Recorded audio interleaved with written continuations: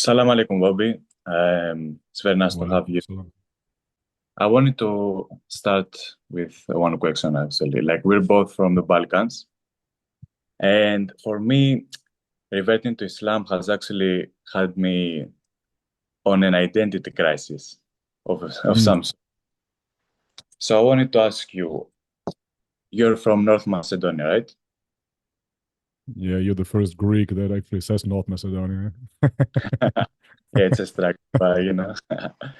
So how does reverting to Islam impacted your identity as a North Macedonian? Okay, for this, I want to go back a little bit because, as I said already, you're the first Greek that actually calls it North Macedonia, and I personally don't really have any emotional attachment to that name whatsoever. What I did first before reverting to Islam, and I don't know if you're familiar with that content, this already, maybe 5 years ago or so, I started looking into the history of the country that is called North Macedonia. I was always interested, who are those people? Hmm. Because if you look at the Balkan, North Macedonia consists of roughly 1.5 million Slavs and 500,000 Albanians. Roughly. Of course, you have different ethnicities as well, but that is generally speaking what this country consists of. So I was wondering, it's kind of strange that this small country holds an ethnicity that is allegedly Slavic and at the same time holds the ancestry of Alexander the Great, is Hmm. different from the Serbs, is different from the Bulgarians. It's their own thing there, and for eons and eons have been fighting to maintain their Macedonism. I couldn't really see the connection, so I started researching myself first. Okay. After roughly half a year of research, it wasn't really hard to figure out that the narrative was completely wrong and that the Slavic, quote unquote, Slavic population of that country is Bulgarian at best Mhm. or is assimilated over the eons, would have been previously Greek, would have been previously Serbian, would have been previously Albanian, etc., etc. So a Macedonian ethnicity as such doesn't exist.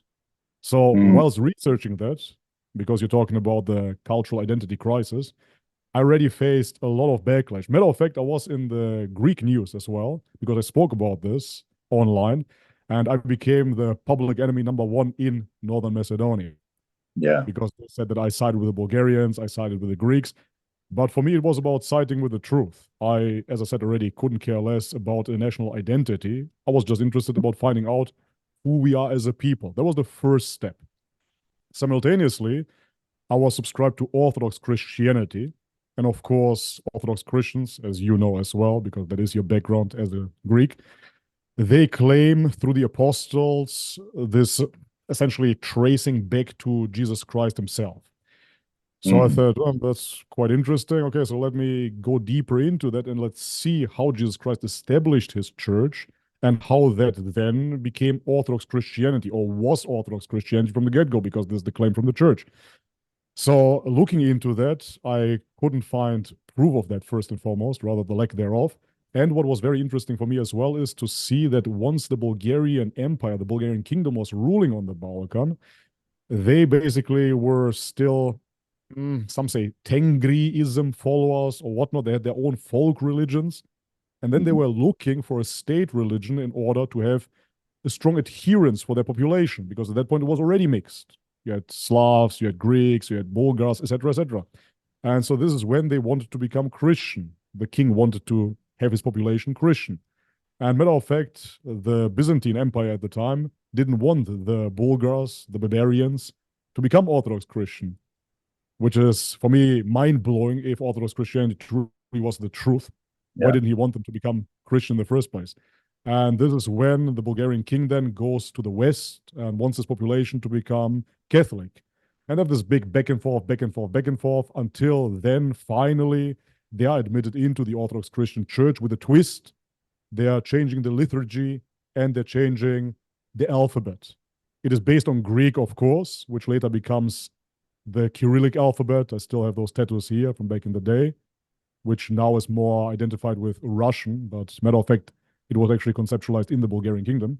Anyways, the point of the story is that yes, the Slavic population or Slavically assimilated population of the Bulgarian kingdom then becomes Orthodox, but they get their own changed Orthodoxy. They call it Church Slavonic, based on the Greek OG church, so to speak, but still changed up with now Slavic liturgy. It's not in Greek anymore, their own alphabet, as I said, and even their own Bulgarian church.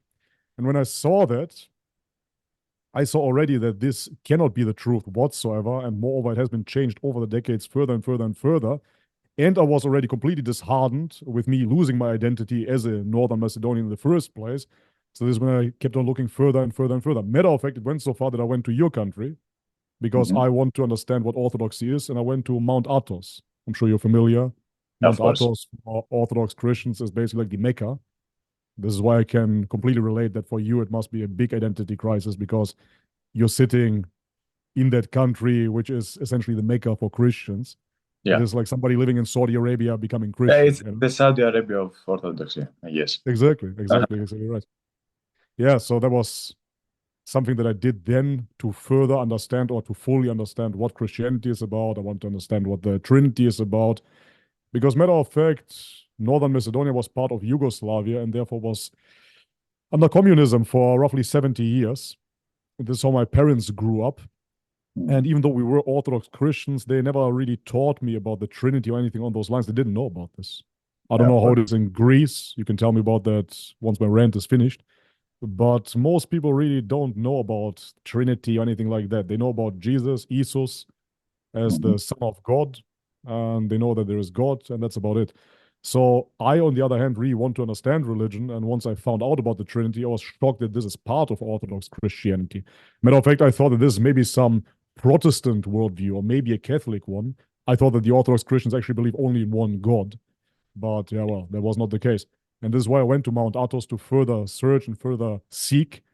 When I was on Mount Athos, that's why I'm saying this. Nobody called it North Macedonia. They said I'm from Skopje, which is totally fine by me. Honestly, I couldn't care less. For me, Macedonia could be assimilated partially into Bulgaria and partially into Albania at this point because this is really how it is developing. So I couldn't care less. Anyways, that being said, after looking deeper into it in the monasteries of Mount Athos, I didn't find any satisfactory answer. To be honest, it was quite shocking for me because once I made it to the monasteries, the monks told me, "Oh, wow, the Mother Mary must have brought you here." And I mentioned this previously on my channel as well, which for me was, even though I didn't know about shirk, this was already the alarm bells went off, the red flags started showing. I was so shocked that anybody would believe that Mother Mary would have brought me there because I was seeking God. But anyhow, long story short, after doing the research, after seeing this, for me, my whole worldview fell apart already. And being a somewhat public figure online, getting the backlash already through my search into nationalism and being declared the public enemy number one, then being declared the traitor to the country and being declared a Turk and Albanian wasn't so shocking anymore, you know. So nowadays I just live with this label. It's totally fine. I understand that if you are seeking truth, in the end you will be pretty alone doing that. You cannot rely upon your culture, you cannot even rely upon your family. People that want to cling to their traditions and to their nationality, etc., they won't go the same path with you, and it's okay. You will have to live with that, you know. I But 100% agree. And yeah, I would really like I to would hear a say little bit about yourself as well, you know. I had a similar thought thought process, I guess. Yeah. But I didn't grow up Orthodox. My parents were Oh, atheists. I grew up completely atheist. Of course, like we went to the church, um, for the usual traditions, and I disliked it. I disliked the icons. I disliked everything about it. obviously. So for me, because I had this background, I didn't care about the church that much. But I still had the nationalistic viewpoint in a way. Mm, yeah. But of course, in Greece, it's those two are connected 100%. Like being Greek and Orthodox are inseparable. They're basically you cannot be a Greek without being Orthodox. Right. So I did as well some historical research, and the thing is, okay, I had to understand what a Greek is. For example, what is a Greek? What is a modern Yeah, Greek? What is an ancient Greek? Because everyone I call ourselves Hellenes, Greeks, Hellenes. we go back to the ancient times. The ancient Greeks were pagan. They weren't Orthodox Christians, of course. Yeah. So if we wanted to have this identity of being like the ancient philosophers, for example, Mm. then we would have no no relation with Orthodoxy whatsoever. Right. So where did this? How did Greeks become Christians? It was like through the Byzantine Empire, of course. Exactly. Were the Byzantines Greeks? No. Even though we have this notion, it was the Greek Empire. It was like a Greek empire, like the Macedonia, for example. Mm. Here in Greece, they actually believe that Mm. because, of course, the Greek also played some role in the Roman Empire in terms of language, tradition, stuff like that. But they were Romans. They were a continuation of the Roman Empire. Yes. So it was very easy to distinguish myself um, from that connection of orthodoxy and nationality. And of course, I agree with you that at the end of the day, what does it matter where I'm from? The important thing is to find the truth. And yeah, it doesn't play with that much of a big role. Even though, like you, I get called a Turk, of course. You have to be a I Turk, don't yeah. get Albanian that much, but I get Turk a lot. Yeah, of course. Yeah, because that's the main distinction, right? People say that Greeks and Turks are so similar anyways, and the main distinction is the religion. And that's why once you flip over, you become a Turk. For us in the territory of former Yugoslavia, you become a Turk because once you look into the Ottoman Empire, you will see, I thought as well, like you thought about the Byzantine Empire, that they were all Greeks. And that is Mhm. partially correct, of course, but the leadership was not exclusively Greek. And when it comes down to the Ottomans, they were not all Turks either. So Exactly. there It was was an multicultural. assimilation process. Exactly.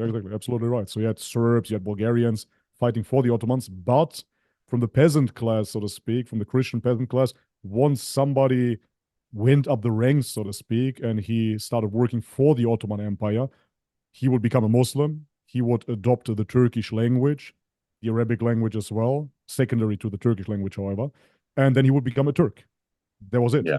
But that's how interesting it is because if you look at the Balkan as such, that's how fine the line with ethnicity truly is. Because if a German, for example, adopts Islam, no German would ever say, okay, you became a Turk. Yeah, exactly. But this is how similar our DNA is there, obviously, because it's one area that now, because you speak the language, you became a Turk. That's what Mhm. it is. So yeah, Albanian is mentioned quite often because, for example, my city, I think it's like 80% Albanian anyways, and they are the Muslims, and the Northern Macedonians are the Christians. So once you become Muslim, they call you Albanian as well. Mm. I see. Yeah. Okay. So, yeah, but it's like Bosnia, Serbia, for example. They're basically the same Yeah, it is nation. the same Yeah, thing. Yeah, it ethnically is the same people, different it religion. is. Yeah, it is the same thing exactly. Croatia, Serbia, Bosnia, they speak literally the same language. Yeah, If I go to Northern Macedonia, for example, that country is a mess anyhow. If you go from one city to the next, you have two totally different dialects, just from city to city, from village to village. And so Serbian and Croatian, which are two separate countries now, they speak the same language. Maybe like two or three words are somehow different sometimes, but it's the same language. Even the accent is not so different.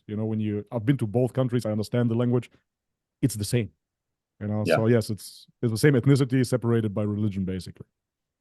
yeah. So of course the Balkans, because of the history of the Ottomans, we already have a lot of conflict in terms of religion. But I think uh, in the rest of Europe, it's been more liberal the past years. But now I've personally seen a lot more of the rise of movements like Save Europe, for example. Mm. I'm sure you've heard of seen some clips. Yeah, of course, I've seen it. The thing is, I'm already out of Europe. I left 2014. So this is 12 years now. I've been back and forth, matter of fact, flying to Europe in a few days, inshallah, to visit family again. But yeah, of course, I've seen those movements online. They're rising. I've seen the YouTubers as well that are disguising themselves as travel YouTubers. And then just visit Europe and they run into so many problems, as if I haven't visited Marseille and Lisbon and whatever in the past few years, as if I don't know that there are certain areas, of course, where you can run into issues. But they magnify to such an extent and they're seeking trouble as well to create this outrage. Obviously, this is what YouTube is about. And now you see them piggybacking off each other, and it just grows and grows and grows and grows. And now the pinnacle in the last week of this was the new released movie, Citizen Vigilante, which is calling you up to essentially call your blonde white Westerners to get their own weapons and shoot the Muslim family because their son is a rapist. It's amazing. Yeah, Europe is definitely in a mess. I always censor myself to an extent because I don't know where we will put this up. But the point of the story is, of course, that Europe still doesn't see what America started to see now. America already started understanding through the scandal of the lobbyists such as APEC, etc., that actually it is Israel that is running their country. Germany is even worse. If you look into Germany, you will see that there is a famous character. His name is Yehuda Teichtal, which is the famous rabbi in Germany. And he is running the show behind the scenes. Every German bank is Jewish owned. Deutsche Bank is Jewish owned, even though they call it Deutsche Bank. Anyways, the point of the story is that this infight is created, and you need this, of course. We spoke about the Roman Empire. This is the oldest strategy of divide and conquer. The Romans were very intelligent in creating this cultural political mess by introducing certain ethnic groups from other parts of the Roman Empire, fighting age males, matter of fact, bringing them to other, not countries at that point, but other regions. And then the indigenous people wouldn't get around quite the same way like they used to before. And this infight would start, and they wouldn't understand that the Roman Empire is actually screwing them. So now you have the same thing in Europe.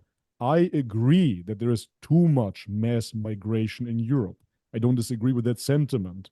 I'm not like some liberal leftist, and now I'm a Muslim, and therefore I say, hey, let's just open the gates, open the borders, and everybody's welcome. Refugees are welcome here. No human being is illegal. That is bullshit. And matter of fact, I've been to the Arab world, and the Arab world doesn't conduct themselves like that either. So a self-preservation is normal. I understand that far-right sentiment.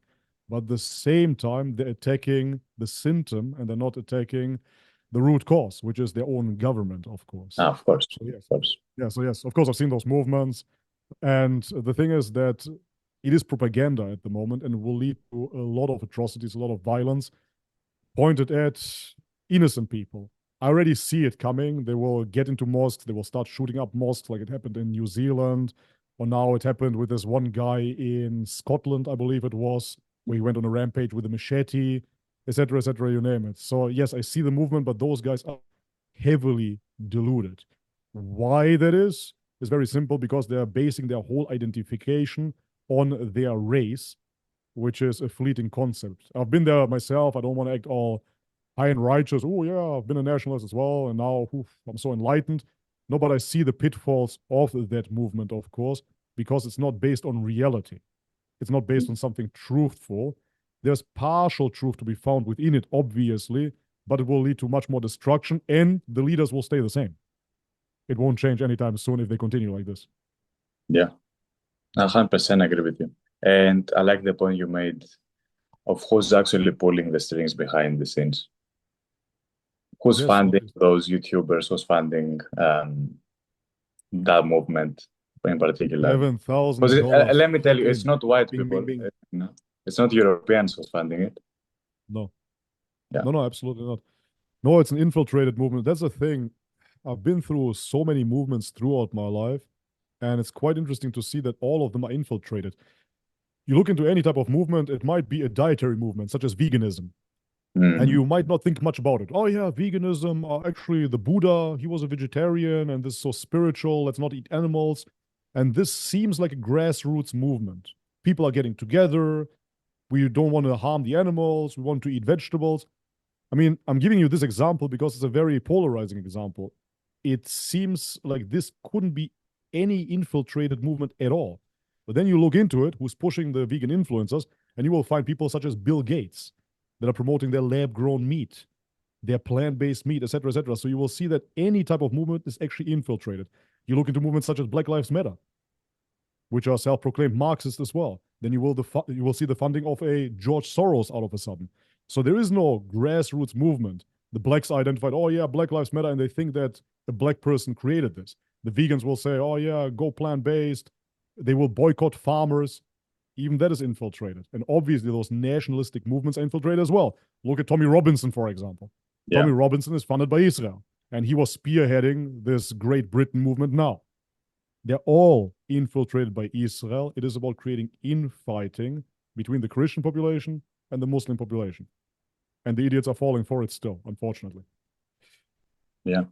So, of course, you left Europe, but what do you think, like, for example, me as a revert in Europe, what do you think I should do, how I should navigate this conflict, for example? Because for me, I don't want to create any conflict with Christians, for example. Me neither. I have good friends, Christians, and I think it's not important at the moment, of course. But at the same time, I see a lot of the propaganda from the right. I see in such issues like immigration, for example, truly many believe like if you become Muslim, you want to bring all the Muslims here. You want to from Right. any country, which is not the Right. case. No. Or you want to change your name, change your language, and bring Sharia law, even though it's not even possible. Yeah, it's impossible. Yeah. So from one side, you have you don't want to create more conflict unnecessary. From the other side, you want to educate Christians, Europeans, whatever. What is the balance you should find between those two?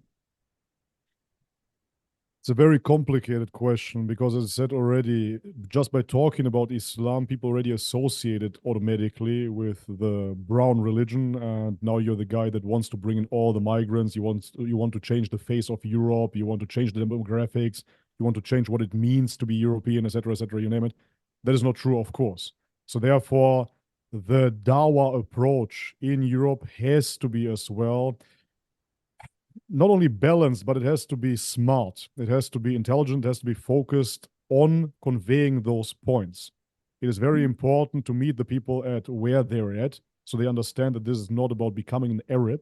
It is simply a different theology that can indeed enhance the people's lives, no matter which ethnicity they are.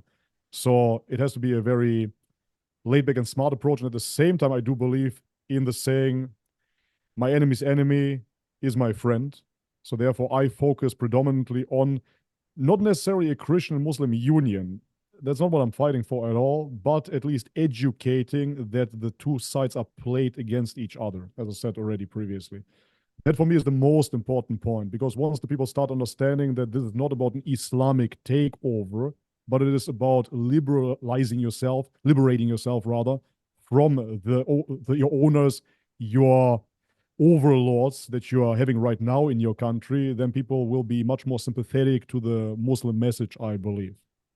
That is my approach. But when it comes down to Europe as such, I believe that you will have those problems and it's inevitable. I don't want to be all doom and gloom, but if you look at Europe and you look at the past, let's say 600 years, this is the fight of Europe that is still within their minds. So when I talk to a Polish person, for example, they will be proud about their king, how he kicked out the Muslims from Austria.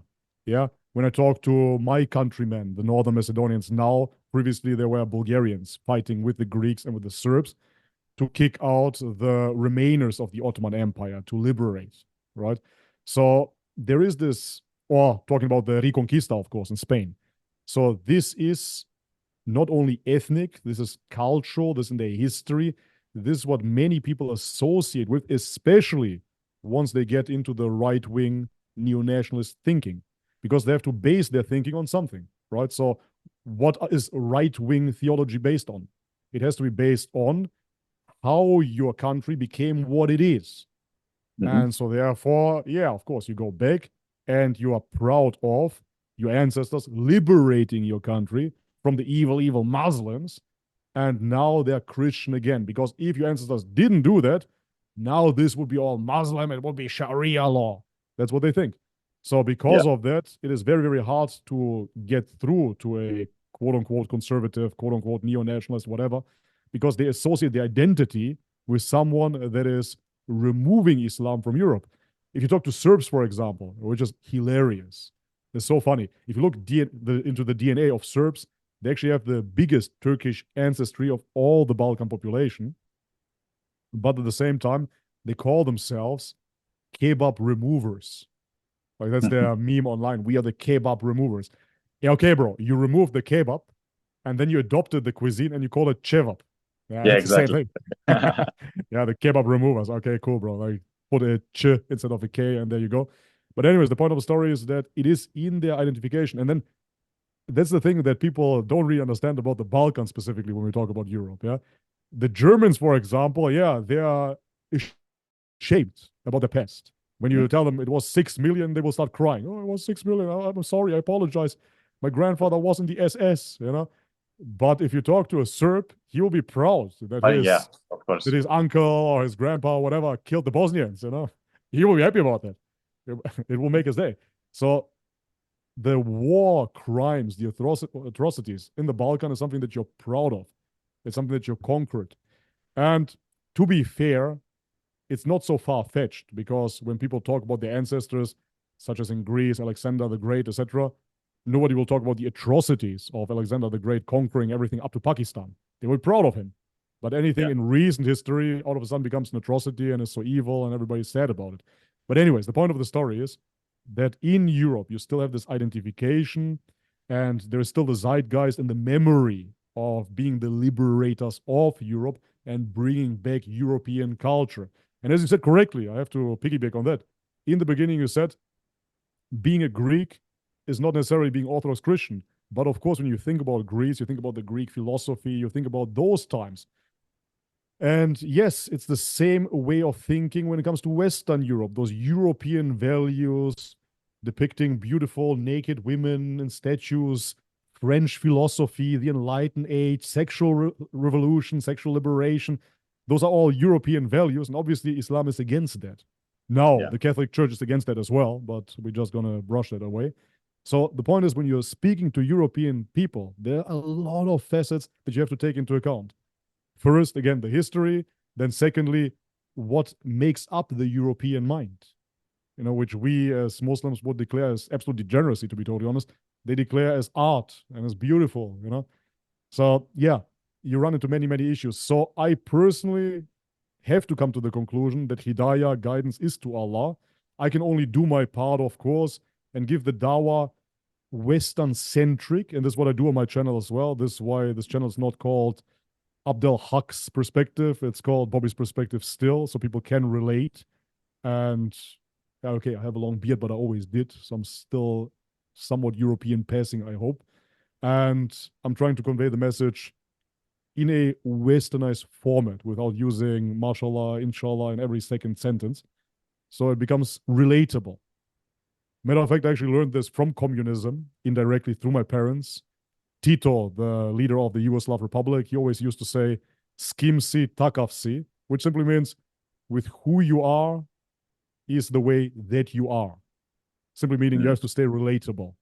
And that is how people learn the best. So if you don't make it foreign, then people will relate. And matter of fact, this is the history of Christianity in Europe, because Exactly. Christianity comes from the same spot, like Islam, like Judaism, but it has been, of course, modified as well and made more appealing to the European population.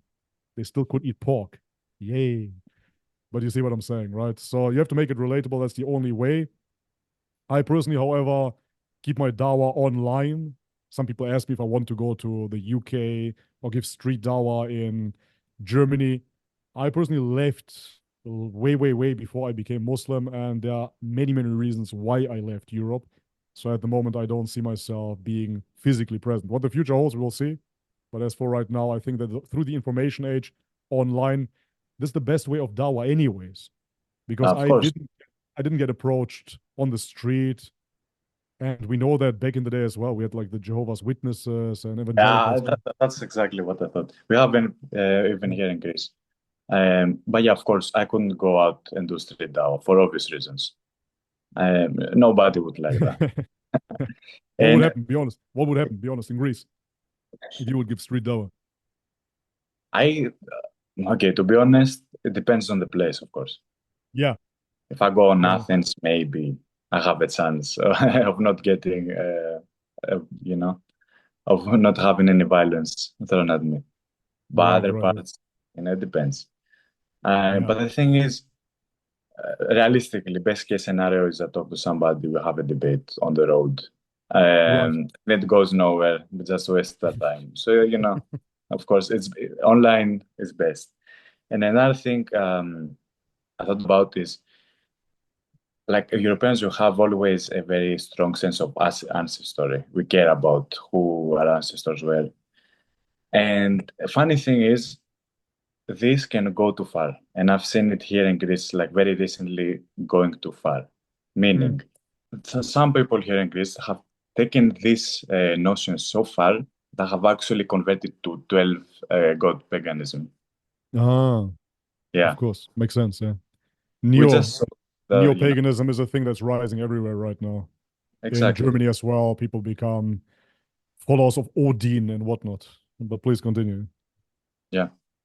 So it just shows that, if it's so important for you to follow your ancestors, how back are you gonna go? Right. And why were they right? They have no actual reason to believe that other than, tradition. To be totally honest, I have a little bit more respect for those people in a way. If you want to be a nationalist, if you want to be proud of your ancestors, then it's not necessarily the logical conclusion, but it is an extension of that thought that makes more sense then to Mhm. go back to your pagan gods, to your natural deities, etc., etc. If we take somebody like a Nick Fuentes, for example, that is going quite viral at the moment, this guy will tell you, it's the Jews, it's the Jew. Okay, cool. And then he will tell you in the same breath that he worships a Jewish man as his god. Makes no sense at all, right? He will tell you that you have to kick out all the sand N word. Okay, but then he will again worship somebody that comes from the desert who Exactly. fasted 40 days in the desert, right? So the point is that I have a little bit more respect for those people, not necessarily because they are upon the truth or anything on those lines, but at least that they're following their own thought process further down the rabbit hole, which means, okay, I am proud of being a Greek. Yeah, sure. Okay, then go back and worship Hercules, I guess, Zeus, etc. Right? Talk about Neoplatonism, maybe. Mm. So everything that created that land initially. Matter of fact, that's another thing, especially those people that are LARPing as Romans right now. Bring back the Roman Empire, bring back. Yeah, but the Roman Empire was the strongest under paganism. Once it Exactly. adopted Christianity, there was a big slowdown in expansion, and then it stopped, and then it regressed. So the biggest Mm. expansion, the actual expansion, happened under their natural deities, or call it what you will. Again, paganism, this is just a derogatory term ultimately for those religions. We don't necessarily know everything about those religions at that point. But my point being is that if you are against Islam, if you're against the Middle East, if you're against the Jews that are running the banks, okay, you have to be against Christianity as well then. And therefore I can say at least, okay, I get where you're coming from. But I see a big dishonesty in those people as well, because the fact of the matter is, and I talk to neo-pagans, they don't believe in it. That's the Yeah. whole thing. It's So for the image. yeah, Yeah, it's for the huh? show. Exactly. That's the whole point. So I Mm. understand again, I have respect for you letting go of your cultural conditioning of recent times and that you want to get to the origin of your nations. I get it. I respect it. Cool. But then you don't even believe in it once you find what it was based on. because it's very, very hard to believe in a sun god, in a rain god, in a ocean god, etc. Nobody believes in it. And they will even admit it. Matter of fact, it is very similar to modern day Satanism.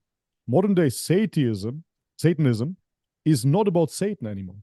It's atheism of sorts, and they don't even believe that there is a deity such as Satan.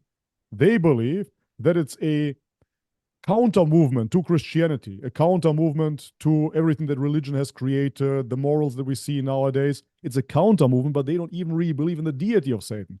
And it's very, very similar to those neo-pagans now. They want to identify with Odin, with Thor. They want to LARP as Vikings, but they don't believe it. And that's the whole point. So the zeitgeist continues, progresses, scientific advancement changes, and then you still want to identify with something that people back in the day identified with, but it's not coherent anymore. So this is where my respect stops then. You understand? Yeah. 100% agree.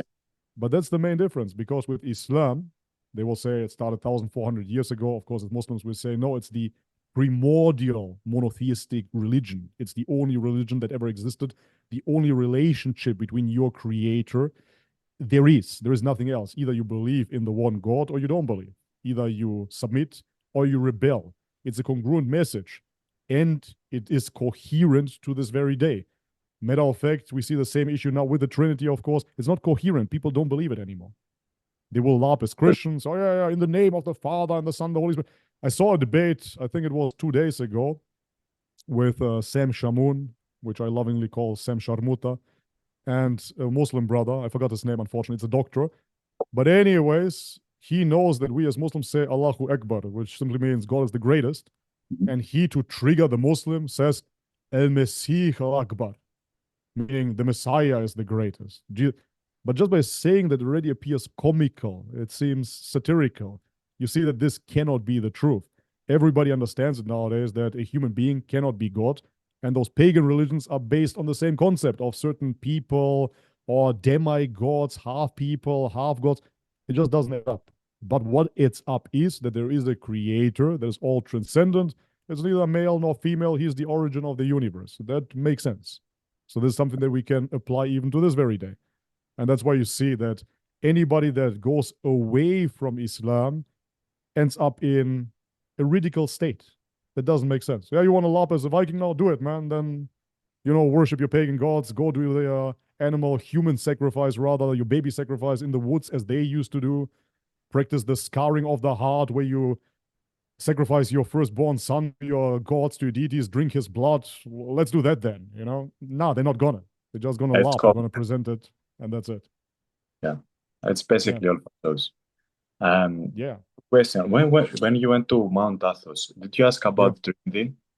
Because I'm asking you that because most priests I've actually interacted with, they don't actually understand. They cannot explain the Trinity. Some say Jesus was just the Son of God. Some say he's like, they have a concept of the Trinity, but they don't really understand. Their belief is actually that a man is God. They don't comprehend that. Yeah, absolutely not. I talked to many priests there. I was actually quite lucky because I met a Greek friend there that was from Germany as well. So he was doing a lot of translation. I met some monks that were formerly from America and Australia, so I could speak in English with them, but many would just speak Greek. So I had a translator by the grace of God. So that was quite interesting. Okay. So talking to the monks there, be it in English, be it in Greek, nobody could tell me anything really about the Trinity. But matter of fact, this is coherent with their worldview, because even the earliest church fathers said and declared that the Trinity is a mystery, and they admitted as well, I think it was Irenaeus, if I'm not mistaken, I might be wrong, that they don't understand the Trinity, that nobody can understand it, but they accept it because it is revelation. And so now the thing is this: I would absolutely accept it if it was revelation. No worries. If we would have revelation, for example, first we determine that Jesus Christ is the Messiah, is a prophet, and then we determine as well that he is God. If we would determine all of that, and then we have the saying of Jesus verbatim, and there he says, I'm telling you, God is a Trinity, it is an eternal mystery for you because you cannot comprehend. But let me tell you, O Israel, your Lord is three in one. If there was such a thing, then I would say, okay, I But there guess I is. have to accept it. But there There is. isn't. Exactly. Yeah. There isn't. And everybody in Mount Athos was declaring the same thing. Nobody really understands it. Because all of those examples that you see online, they're all made up. This is not church tradition when they speak about, or it's like water. You have water, it's liquid, it's And most are gas, heresies it's ice. anyway. It's a heresy. Exactly. Exactly. Yeah. Or it's like three parts. It's partialism. Or it's like an egg. It has the egg yolk, the egg white, and the shell. Yeah. Yeah, that's partialism yet again. So all of it is heresy, anyways. The real Orthodox position is that it's a mystery, anyways. You cannot understand it. And as I stated, I would have accepted that if I would see the revelation. But there is no revelation coming from Jesus Christ declaring that at all. It is a later invention, built up slowly but surely over the years, over the councils. And then you have the Trinity through the Nicene Creed, then, of course, worded as well. So, yeah, very unsatisfactory. I cannot follow that whatsoever. Because this is why, when Muslims, for example, say we hear and we obey, okay, fair enough. But you already established that you have certain revelations, some things we won't understand. For example, when it comes down to not eating pig, not eating swine, it doesn't declare particularly and says, okay, listen, swine has a lot of parasites. Even in the future, when we have modern day agriculture and animal factory farming, even then there will still be remains of parasites no matter what we give them. A matter of fact, the protein is not as readily available, blah, blah, blah, blah, blah. That's not what it's in the Quran. It just simply says that you shouldn't eat it. Okay, fine. So we take Yeah. certain things as well because they are revelation. But with the Trinity, it's a major concept of what God is supposed to be, and there is no such thing. And in Mount Athos, again, the Mecca of Orthodox Christianity, I didn't get any answer whatsoever. So if you go there and you don't get an answer for your religion, where else should you go after that? Yeah. Makes no sense. Should I then go back online and listen to the Christian evangelical telling me? Makes no sense. Exactly. I Yeah. 100% agree with that.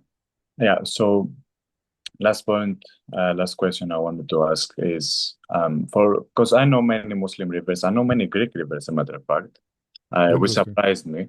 Yeah. And from the Balkans, Italian rivers that grow up, live here. It's not like they are in America or Australia or something. Nice. And for those people, like, of course, there is accessibility problems. There are no mosques, no halal food, no stuff like that in the Balkans. Mm. Even though there are immigrants, they don't have any of that. Even if, in Greece, there are actually, they're banning any mosques that are not officially recognized by the government. And the government has officially recognized just one mosque Ah, for the whole of Greece, and it's just one in Athens. okay, okay. So there are problems like that, and I wanted to ask you: do you think Europeans that revert to Islam should look outwards, maybe for better opportunities for marriage, should look to going to different countries, Muslim countries? I don't say what anybody should do. I can only say what I do. I personally have done that. But as I said previously, already before reverting to Islam, since I'm a Muslim, it becomes even more apparent to me that I do not want to go back to Europe at all. I don't want to be in the front line. I do not want to fight that battle whatsoever. For me, again, Hidayah is to Allah. If people want to revert, they can. The door is always open for repentance. But for me personally, I simply don't see that I have to go through all of that struggle, especially in this modern day and age, where I can simply move countries and have a happy life elsewhere. That's how I see it. Because you see that the situation now will get way, way worse before it will get better yet again. There will be much more confrontation, etc. I don't see the point. Even as somebody that, if I would decide, let's say, to go back to the Balkan, okay, then I would go to Bosnia.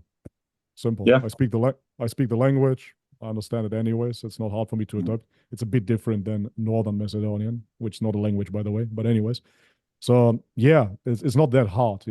Islam is already in Europe, in the Balkans, but I would make the decision to be somewhere else. Matter of fact, this is what historically has happened as well. Once the Ottoman Empire got removed, the kebab got removed by the Serbs, even though it was definitely not by the Serbs making.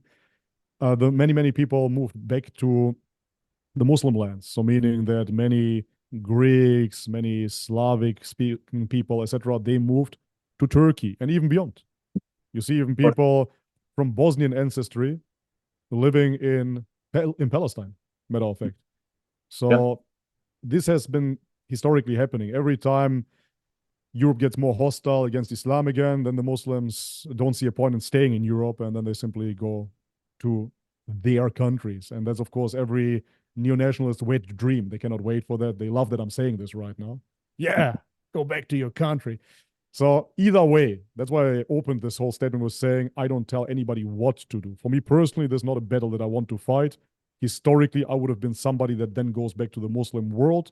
But historically as well, there are some people that defend Islam and stay in Europe because they see this as their mission. They see this as their way of giving dawah. They want to defend it, and that is totally fine as well. So it's two ways, two paths that you can take, but I'm not here to tell you which one to take. okay. Makes sense? I agree with you. Of course, it's a decision that most of us are looking, you know. I How about think, you? How about you? You want to stay in Greece? You want to move? What's your plan? honestly, yeah, Because with Greece, my sorry, plan just is, one last interjection. yeah, With Greece, as we have established already, Greece is somewhat of the Saudi Arabia of Christianity in Europe. ex- So to be fair, Saudi Arabia is not building churches either. You know, mhm. so I understand their worldview, understand what they want to establish, what they want to adhere to. I get it, even though, of course, Greece is far, far away from Christianity nowadays. Anyways, it's secular, liberalized. Matter of fact, it is Greece that sends the NATO and the UN to Mount Athos to get rid of the radicals and to get rid of the zealots. I saw that there as well. So, but anyways, point of the story is that I do understand if Greece wants to stay Christian and the government is like that, then that's just what it is. You have to accept it. So, what is your view now? What is your future plan? Yeah, because obviously I don't see that changing anytime soon. Yeah, Greece isn't gonna stay a Christian country. It's gonna stay nationalistic. It's not gonna change. I'm not gonna be the one changing, that's for sure. right. So I don't think it's a fight that I wanna fight, honestly. Yeah, I think there are more important fights out there.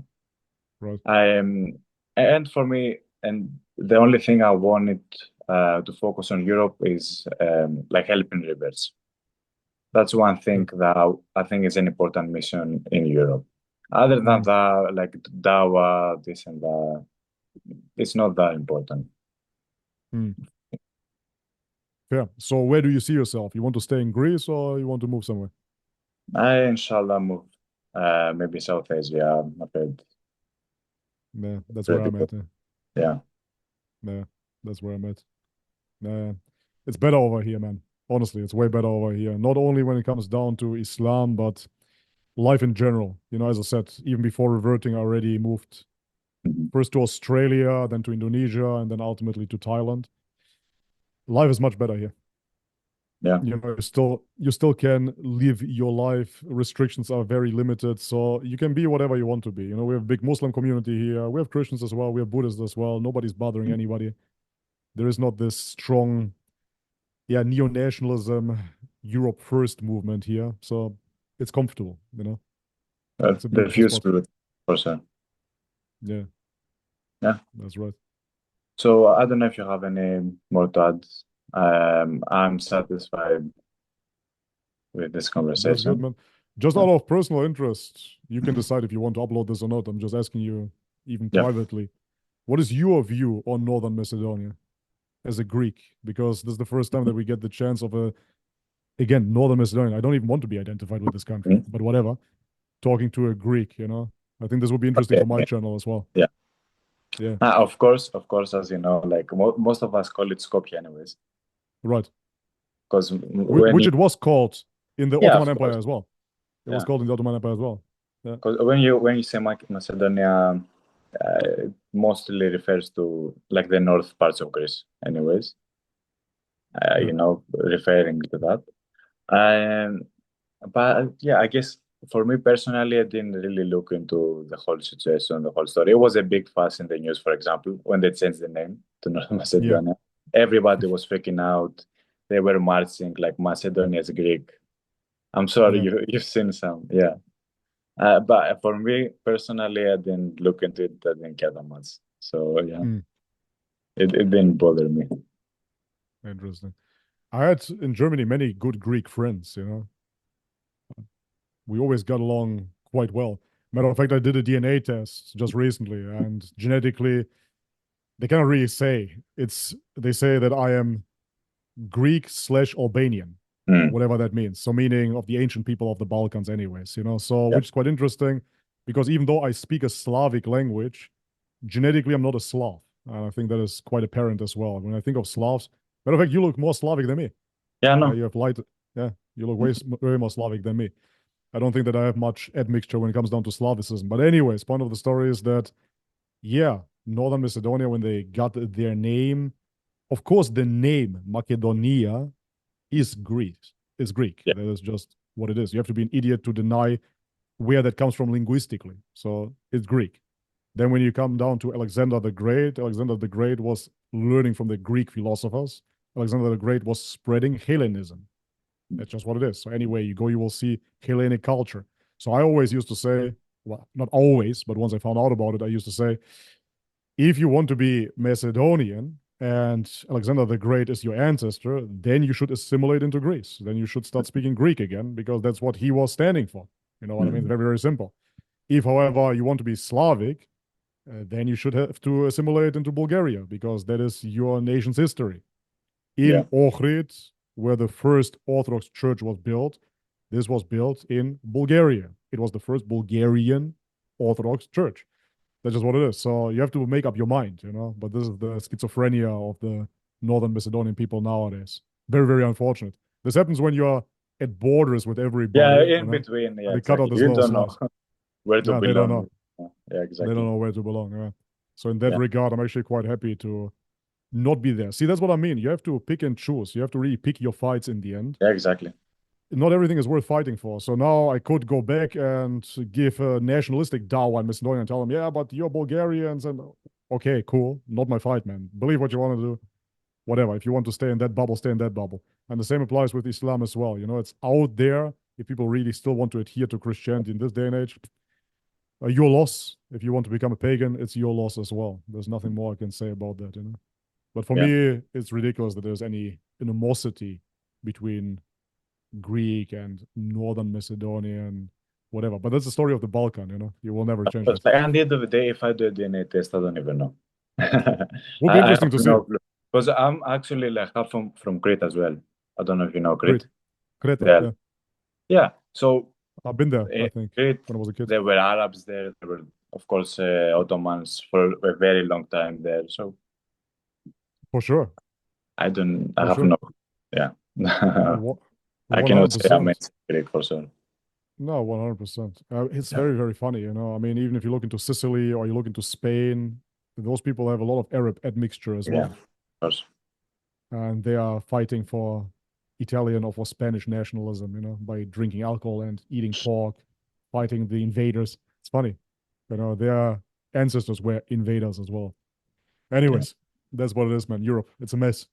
Exactly. What can Come you to do? Asia, man. Inshallah, inshallah. Inshallah. Okay, bro. Okay. Then let's cut it off. I have to get going as Yeah. well. Was really nice to talking to you. Yeah? Yeah, me too. It was great talking to you.